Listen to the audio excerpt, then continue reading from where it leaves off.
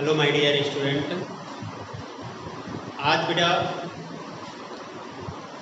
इस वीडियो के माध्यम से part 2 current electricity electric conduction मतलब वैद्युत चालन पर हम चर्चा करेंगे। ये जितने भी पॉइंट लिखे हुए हैं it is most important for future exam. आने वाले एग्जाम के लिए जो है ये पॉइंट जो हैं बहुत ही इम्पोर्टेंट हैं। आज हम इन्हीं पॉइंटों पर हम चर्चा करेंगे। तो इन पॉइंटों को डिटेल से हम आज बताएंगे, तो इनको ध्यान से आप समझिएगा। यदि बाई दफ़ा कोई चीज़ ना समझ में आए, कोई पॉइंट ना समझ में आए, तो उसे आप हमें कमेंट करके जो है बेटा हमें ज़रूर बताएंगे, तो उसको हम और अच्छा सुधार करके हम आपको बताएंगे। ठीक है, कमेंट करके आप ज़रूर बताइएगा। ठीक है, तो आइए चलते हैं वैद्युत प्रतिरोध। सबसे फर्स्ट पॉइंट है इलेक्ट्रिक रेजिस्टेंस। ये फर्स्ट पॉइंट है। तो वैद्युत प्रतिरोध ये है वैद्युत प्रतिरोध। ठीक है बेटा, वैद्युत प्रतिरोध जो है क्या होता है? ठीक है, तो वैद्युत प्रतिरोध जो होता है जिसको हम R से प्रदर्शित करते हैं। किसे प्रेस करते हैं? R से प्रेस करते हैं। और ये वैद्युत प्रतिरोध जो होता है दो भौतिक राशियों का अनुपात होता है। वे दो भौतिक राशियां बेटा कौन सी होती हैं? V और I होती हैं। कौन सी भौतिक राशियां होती हैं? V और I। V का मतलब होता है विभवांतर होता है और I का मतलब होता है धारा। V का मतलब पोटेंशियल और I का मतलब करंट होता है। तो वैद्युत प्रतिरोध जो होता है बेटा ये दो भौतिक राशियों का अनुपात होता है और दो भौतिक राशियां होती हैं विभवांतर और धारा। ठीक है ना? तो ये देखिएगा R equal V upon I। R equal जो होता है V अपॉन I होता है। इन दो भौतिक राशियों के अनुपात को ही हम इलेक्ट्रिक रेजिस्टेंस कहते हैं। कैसे डिफाइन करेंगे बेटा? The ratio of V and I it's called electric resistance and denoted by capital R। समझ बात आ रही ना? विभवांतर और धारा के अनुपात को ही हम वैद्युत प्रतिरोध कहते हैं। अंडरस्टैंड ना?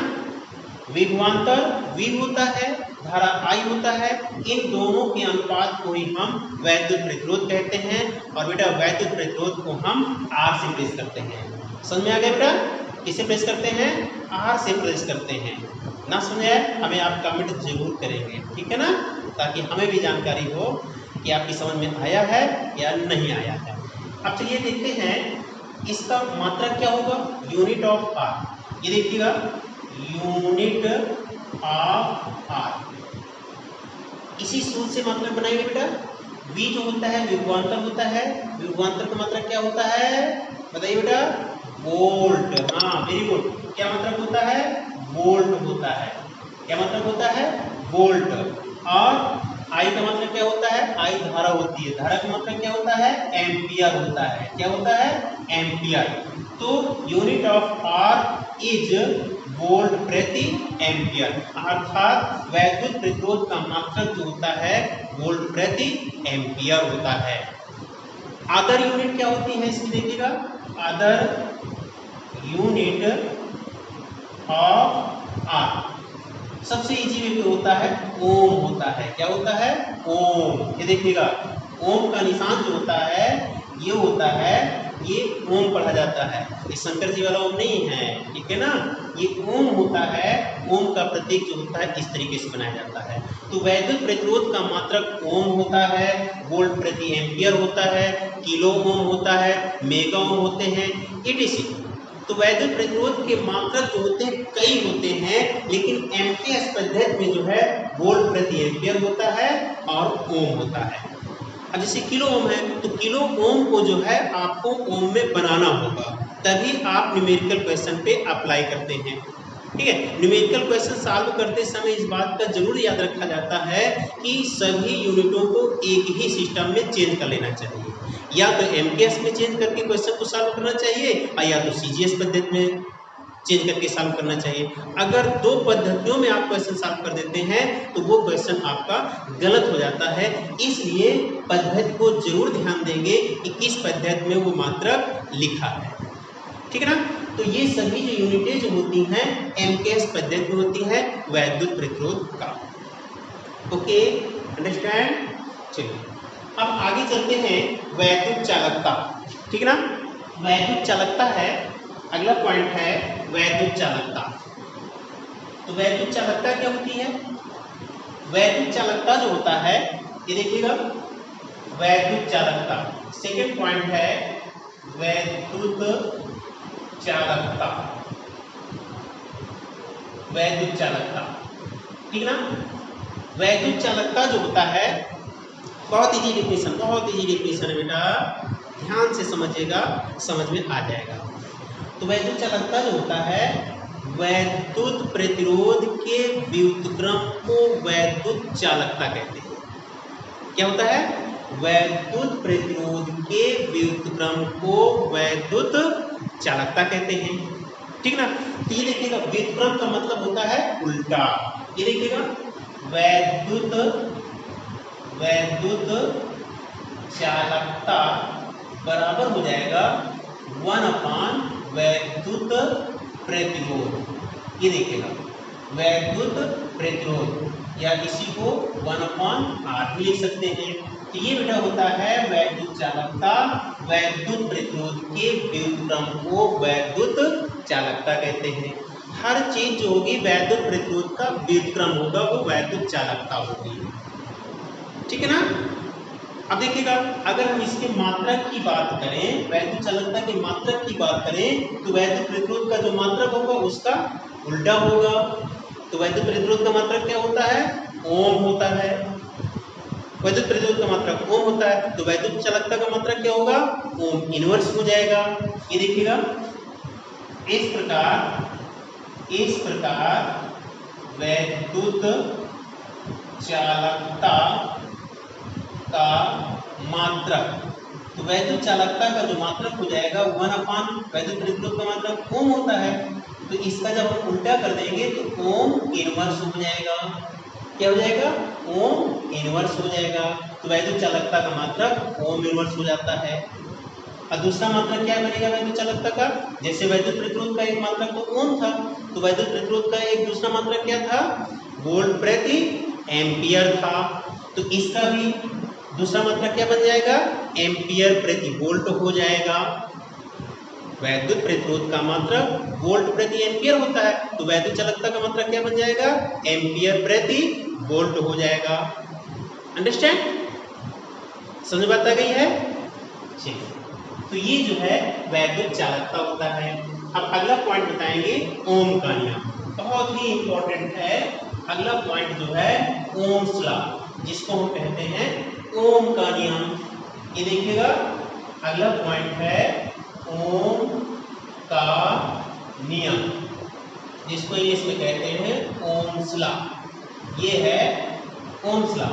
ओम का नियम क्या होता है? ओम इज अ साइंटिस्ट नेम होता है। ओम एक वैज्ञानिक का नाम होता है।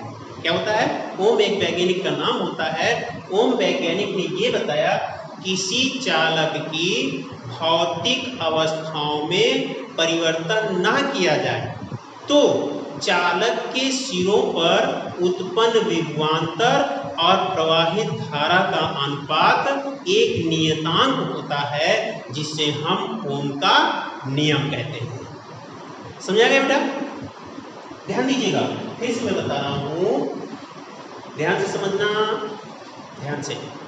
यदि किसी चालक की भौतिक अवस्थाओं में परिवर्तन ना किया जाए, भौतिक अवस्था का मतलब होता है ताप दाब में कोई परिवर्तन ना किया जाए, तो चालक के सिरों पर उत्पन्न विभवांतर तथा प्रवाहित धारा का अनुपात एक नियतांक होता है, जिसे हम ओम का नियम कहते हैं। ये देखिएगा, ये V/I इक्वल कांस्टेंट।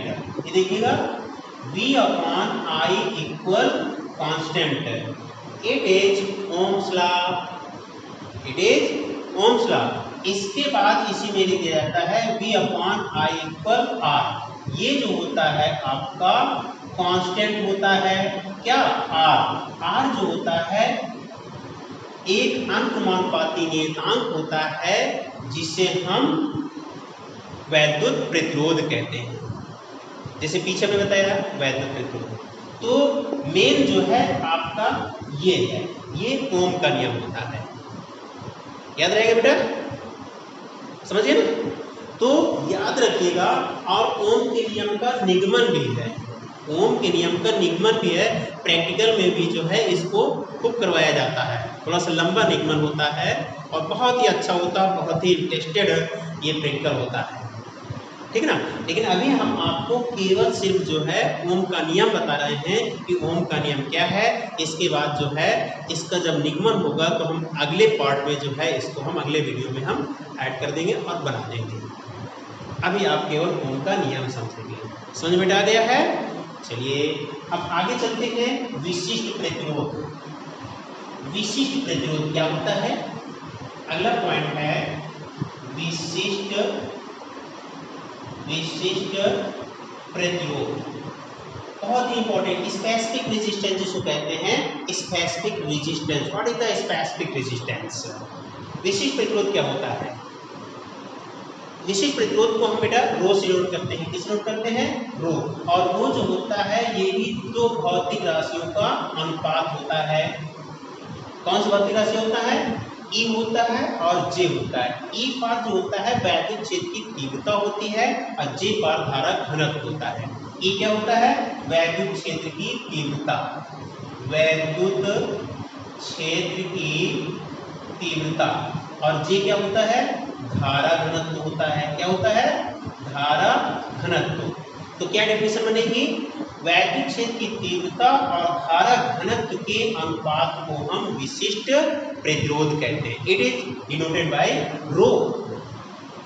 अंडरस्टैंड? तो क्या परिभाषा बनेगी? फिर से समझ लीजिएगा। वैद्युत क्षेत्र की तीव्रता और धारा घनत्व के अनुपात को हम स्पेसिफिक रेजिस्टेंस कहते हैं। It is denoted by rho. English में आप कैसे बोलेंगे? The ratio of intensity of electric field and धारा घनत्व, जिसको हम इन दोनों के अनुपात को हम क्या कहते हैं? रो कहते हैं। समझ बात आ गई ना? अब देखिएगा इसी के आगे अगर हम देखें, if E equal V upon A हो and J equal I upon A हो, तो रिटेन बाय रो इक्वल कितना हो जाएगा? E के स्थान पे V अपॉन L रख दीजिएगा और J के स्थान पे I अपॉन A रख दीजिएगा। अंडरस्टैंड? तो जब आप इसको सॉल्व करेंगे तो V अपॉन L हो जाएगा और A आपका ऊपर पहुंच जाएगा तो A अपॉन हो जाएगा I हो जाएगा। ठीक है, तो इसी को आप लिख सकते हैं rho equal V upon I into A upon L हो जाएगा। अब V अपॉन I किसके बराबर होता है बेटा? R के बराबर होता है। किसके बराबर होता है? R। तो ये हो जाएगा R A अपॉन L हो जाएगा। समझ में आया? ये देखिएगा, इसको मैं यहाँ पे लिख दे रहा हूँ तो रो इक्वल बन जाएगा R A अपॉन L। तो ये होता है आपका विशिष्ट प्रतिरोध। अब देखिएगा विशिष्ट प्रतिरोध जो होता है प्रतिरोध के अंतमानुपाती होता है, क्षेत्रफल के अंतमानुपाती होता है, परंतु लंबाई के व्युत्क्रमानुपाती होता है। अगर हम किसी तार की लंबाई बढ़ा देते हैं तो उस तार का विशिष्ट प्रतिरोध कम हो जाता है। विशिष्ट प्रतिरोध का मतलब होता है स्पेशल। जैसे केवल प्रतिरोध होता है, केवल प्रतिरोध को हम R से डिनोट करते हैं और स्पेसिफिक रेजिस्टेंस को हम रो से डिनोट करते हैं। स्पेशल का मतलब स्पेशल हो जाता है। समझ बात आ रही ना? अब देखिएगा इसके अगर हम यूनिट की बात करें, मात्रक भी निकाल लीजिएगा इसी से, इसी फार्मूले से आपको मात्रक निकालना है। देखिए मैं मात्रक बता दे रहा हूं, ये देखिएगा विशिष्ट प्रतिरोध का मात्रक। ठीक है, फार्मूला जो होता है क्योंकि रो इक्वल होता है R A अपॉन L होता है, इसलिए रो का मात्रक बराबर क्या हो जाएगा, आर का मतलब क्या होता है, ओम होता है, एरिया का मतलब क्या होता है, मीटर स्क्वायर होता है, एल का मतलब क्या होता है, मीटर होता है, 1 मीटर से मीटर कैंसिल हो जाएगा, तो क्या बचेगा, केवल ओम मीटर बचेगा। तो विशिष्ट प्रतिरोध का मतलब क्या होता है, ओम मीटर। अंडरस्टैंड, क्या होता है, ओम मीटर होता है। It is unit of specific resistance. Understand, समझ में आ गया होगा। ओके, चलिए अब देखिएगा, अगर इसी का विमीय सूत्र निकालना चाहे तो इसी का विमीय सूत्र भी निकाल सकते हैं, इसी का जो है विमीय सूत्र निकाल सकते हैं। विमीय सूत्र जो है इसी आप फार्मूले से कैलकुलेट कर लेंगे। ये देखिएगा, rho equal R A upon L होता है, तो आर का विमीय सूत्र रखेंगे, ए का विमीय सूत्र रखेंगे, एल का विमीय सूत्र रखेंगे, जो कट करके आएगा वही विशिष्ट प्रतिरोध का विमीय सूत्र हो जाएगा। निकाल लेंगे, पीछे हमने विमीय सूत्र में बताया भी था। ओके, अगला पॉइंट है विशिष्ट चालकता। विशिष्ट चालकता क्या होती है, ये देखिएगा, विशिष्ट चालकता, ये देखिएगा, विशिष्ट चालकता, विशिष्ट चालकता जो होती है ये विशिष्ट प्रतिरोध के व्युत्क्रम के बराबर होती है। ये देखिएगा 1 अपॉन विशिष्ट प्रतिरोध, ये होता है विशिष्ट प्रतिरोध। मतलब विशिष्ट चालकता जो होती है विशिष्ट प्रतिरोध के व्युत्क्रम के बराबर होती है। बहुत इजी रूप में परिभाषा समझेंगे आप, ठीक है ना, बहुत इजी रूप में परिभाषा बता रहा हूँ, इनको आपको बड़े ही अच्छे ढंग से ट्रिकी माध्यम से याद रखना होगा। जैसे वैद्युत प्रतिरोध क्या होता है, वैद्युत प्रतिरोध तो R equal B upon I होता है। वैद्युत चालकता क्या होती है, वैद्युत प्रतिरोध के व्युत्क्रम को वैद्युत चालकता कहते हैं। उसी तरीके से विशिष्ट चालकता क्या होती है, विशिष्ट प्रतिरोध के व्युत्क्रम को विशिष्ट चालकता कहते हैं। ये देखिए परिभाषा लिख दिया मैंने सूत्र, विशिष्ट चालकता बराबर 1 अपॉन विशिष्ट प्रतिरोध। विशिष्ट प्रतिरोध के व्युत्क्रम को विशिष्ट चालकता कहते हैं। हर चीज उल्टा होगी, विशिष्ट प्रतिरोध का जो भी उल्टा होगा वो विशिष्ट चालकता के बराबर होगा। अब देखिएगा, अगर हम इसके यूनिट की बात करें, मात्रक की बात करें, तो क्या मात्रक बनेगा, विशिष्ट प्रतिरोध का मात्रक ओम मीटर, तो इसका उल्टा कर दीजिएगा तो ओम इनवर्स मीटर इनवर्स बन जाएगा। अंडरस्टैंड, ये देखिएगा, ये हो जाएगा विशिष्ट चालकता का मात्रक। तो विशिष्ट चालकता का जो मात्रक बन जाएगा 1 अपॉन ओम मीटर, तो ये हो जाएगा ओम इनवर्स और हो जाएगा आपका मीटर इनवर्स हो जाएगा। ये मात्रक बन गया विशिष्ट चालकता का मात्रक। अगर इसके हम डायमेंशन की बात करें तो विशिष्ट प्रतिरोध का व्युत्क्रम जो डायमेंशन होगा वही आपका विशिष्ट चालकता का विमीय सूत्र हो जाएगा। Understand, okay. चलिए अगला पॉइंट हम बताने जा रहे हैं वैद्युत ऊर्जा। अगला पॉइंट है वैद्युत ऊर्जा, ठीक, इलेक्ट्रिक एनर्जी, जिसको हम यहाँ पे W से प्रेस करते हैं। किसे प्रेस करते हैं, W से प्रेस करते हैं। वैद्युत ऊर्जा क्या होती है, किसी आवेश को एक सिरे से दूसरे सिरे तक ले जाने में जितना कार्य करना पड़ता है वह किया गया कार्य जो होता है वैद्युत ऊर्जा कहलाती है।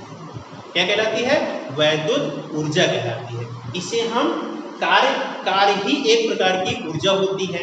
ये देखिएगा, क्योंकि V इक्वल होता है W अपॉन Q होता है, तो W बराबर क्या हो जाएगा आपका V इंटू Q हो जाएगा। तो ये किया गया कार्य जो होता है एक प्रकार की ऊर्जा होती है। अब देखिएगा, if Q equal I into T हो तो W बराबर क्या फार्मूला बन जाएगा, V I इंटू T बन जाएगा। ये एक फार्मूला बन जाएगा W का, ठीक है। अब देखिएगा, अब यदि if V equal I into R हो, I इंटू आर हो तो W बराबर फार्मूला क्या बन जाएगा, V के स्थान पे I आना दीजिएगा तो I square R into T बन जाएगा। ये एक कार्य का फार्मूला बन जाएगा। ये सभी जो होंगे आपके जूल में होंगे, किसमें होंगे, जूल में होंगे। अंडरस्टैंड। अब इस तरीके से अगर I को एक बार चेंज कर लेंगे, I equal V upon R होता है, सेम एज यहाँ लिखेंगे same as I equal V upon R हो, तो W क्या बन जाएगा आपका, W बराबर हो जाएगा आपका V² upon R into T हो जाएगा। ये फार्मूला बन जाएगा आपका, ये भी आपका फार्मूला जो होगा जूल में बनेगा। तो इस प्रकार से देखिएगा W के कितने फार्मूले हो गए, यहाँ पे 4 फार्मूले हो गए, और ये चारों फार्मूले जो हैं अपने अपने तरीके से न्यूमेरिकल क्वेश्चन पे यूज होते हैं। ये देखिएगा W बराबर V इंटू Q भी होता है, W बराबर V IT भी होता है, W बराबर I² R इंटू T भी होता है, W बराबर V² upon R into T भी होता है। तो इस तरीके से सभी जो है ये जूल में है, और ये वैद्युत ऊर्जा के फार्मूले हैं। किया गया जो कार्य होता है वह एक ऊर्जा के रूप में संचित हो जाता है, जिससे हम चालक की वैद्युत ऊर्जा कहते हैं। अंडरस्टैंड? अब देखिएगा वैद्युत शक्ति क्या होती है। वैद्युत शक्ति जिसको हम इलेक्ट्रिक पावर कहते हैं। ये देखिएगा वैद्युत शक्ति, वैद्युत शक्ति जिसको हम इलेक्ट्रिक पावर कहते हैं, ठीक है। वैद्युत शक्ति जो होती है जिसको हम P से प्रेस करते हैं, किससे प्रेस करते हैं, P से। ये देखिएगा P इक्वल होता है W अपॉन T होता है, ठीक है। कार्य और समय के अनुपात को ही हम इलेक्ट्रिक पावर कहते हैं। The ratio of work and time is called electric power and denoted by P। अब देखिएगा, अब इसी में जो है इफ W का फार्मूला लिख दीजिएगा, W बराबर V इंटू Q होता है ये, या ये होता है V into I into T होता है। तो W के स्थान पर जो है VIT रख दीजिएगा, तो P इक्वल कितना बन जाएगा आपका, V into I into T upon T। तो T से T कैंसिल हो जाएगा, तो क्या बन जाएगा, P equal V into I बन जाएगा। ये एक इलेक्ट्रिक पावर का फार्मूला बन गया आपका। अब देखिएगा if I equal V upon R, V upon R हो, तो P बराबर क्या बन जाएगा आपका, ये बन जाएगा V² अपॉन R बन जाएगा ये फार्मूला आपका। अब इसी प्रकार एक बार आप V को चेंज कर दीजिएगा, यदि V equal I into R हो तो P बराबर क्या फार्मूला बन जाएगा, V के स्थान पे I रख दीजिएगा IR, तो बन जाएगा आपका I² इंटू R, ये फार्मूला बन गया। तो इस तरीके से देखिएगा P के कितने फार्मूले बन गए, एक फार्मूला ये, एक फार्मूला ये, एक फार्मूला ये, एक फार्मूला ये। ठीक उसी प्रकार से जैसे W के 4 फार्मूले थे, उसी तरीके से P के लिए 4 फार्मूले हैं, जिसे हम इलेक्ट्रिक पावर कहते हैं। और ये सभी फार्मूले जो होते हैं अपने अपने तरीके से न्यूमेरिकल क्वेश्चन पे यूज होते हैं। एक तरीके की ये जो है न्यूमेरिकल क्वेश्चन सॉल्व करते समय जो है ये औजार होते हैं। औजार का मतलब ये होता है कि कौन सा औजार कहाँ पर लगाना है। तो ठीक उसी प्रकार से ये भी आपके औजार हैं, इन फार्मूलों को कहाँ पर कैसे अप्लाई करना होता है वो चीज़ न्यूमेरिकल क्वेश्चन को देख करके ही समझ में आ जाना चाहिए कि कौन सा फार्मूला कैसे अप्लाई होता है। मैं किसी दिन जो है इसके लिए भी एक वीडियो बना दूंगा कि कौन सा फार्मूला, कौन सा औजार कैसे किस तरीके से यूज होता है। अंडरस्टैंड? तो वैल्यू शक्ति हो गई। लास्ट पॉइंट है आपका किलोवाट घंटा, ठीक है ना, बहुत ही इंपॉर्टेंट पॉइंट है किलोवाट घंटा। ये देखिएगा किलोवाट घंटा, किलोवाट घंटा, ठीक है ना, ये होता है किलोवाट घंटा, किलोवाट आवर, ठीक है ना, किलोवाट आवर।